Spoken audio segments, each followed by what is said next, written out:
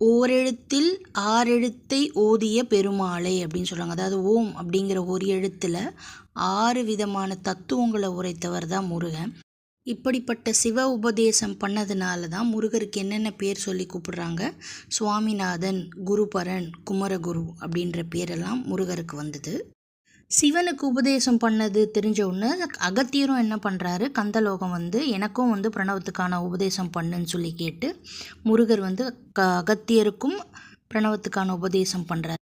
முருகர் மொத்தமாக 3 பேருக்கு உபதேசம் பண்ணதாக சொல்கிறாங்க. ஒன்று சிவனுக்கு, இன்னொன்று அகத்தியர் தான் இப்போ கந்தலோகம் உபதேசம் வாங்கினது.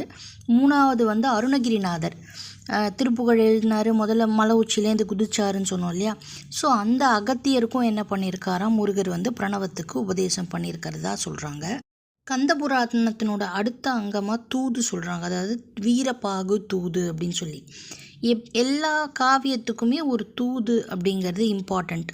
இப்போ ராமாயணத்தில் எடுத்துட்டால் யார் போனாங்க, ஹனுமன் போனாங்க. ஸோ இந்த காவியத்தில் கந்த புராணத்தில் சூரபத்மன் கிட்ட யார் தூது போகிறான், அந்த அரக்கன் இருக்காங்கல்ல சூரபத்மன், அவன்கிட்ட தூதா முருகர் யார் அனுப்ப போகிறாரானா வீரபாகு அப்படிங்கிறவரை. ஒரு தூதுவன் எப்படி இருக்கணுமா அப்படின்னா, நம்ம உடம்புல எப்படி ஒரு கண்ணு ஒரு இம்பார்ட்டண்ட்டான ரோல்.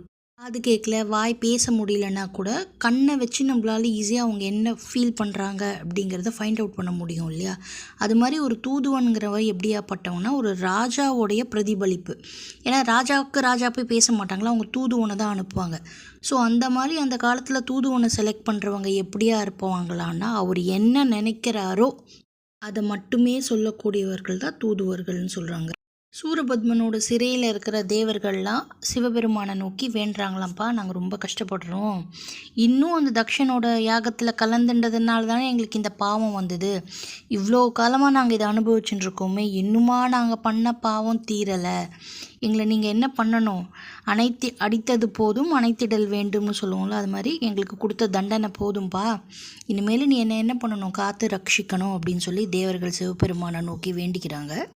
அப்போது சிவன் சொல்கிறாராம் முருகர்கிட்ட, அப்பா கந்தா நீ என்ன பண்ணு, போய் தேவர்களெல்லாம் மீட்டு கூட்டின்னு வா அப்படின்னு சொல்லும்போது சிவன் என்ன பண்ணுறாராம், 11 வகையான சக்திகள் ஸ்ட்ரென்த்தை முருகருக்கு கொடுக்குறாராம். அதாவது அவரோட நெற்றிக்கண்லேருந்து வரும் இல்லையா அந்த நெருப்பு, அதனோட சக்தி ஒன்று, அவர் கையில் வச்சுட்டுருக்காராம் ஒரு சக்தி, அது ஒன்று, வாயு சக்தி அதாவது 5 பூதங்களோட சக்தி, வேதம் பாடுறாங்கள்ல அந்த வேதத்துலேருந்து வரும் இல்லையா ஒரு சக்தி, அந்த சக்தி, அப்புறமா பெண்கள்கிட்ட இருக்கிற கற்பு இல்லை அதனோட ஒரு சக்தி, இந்த மாதிரி ஒரு 11 வகையான சக்திகளை சிவபெருமான் என்ன பண்ணுறாராம் ஒன்றாக்கி ஒரு ஆயுதமாக பண்ணி அதை முருகர்கிட்ட கொடுக்குறாங்க.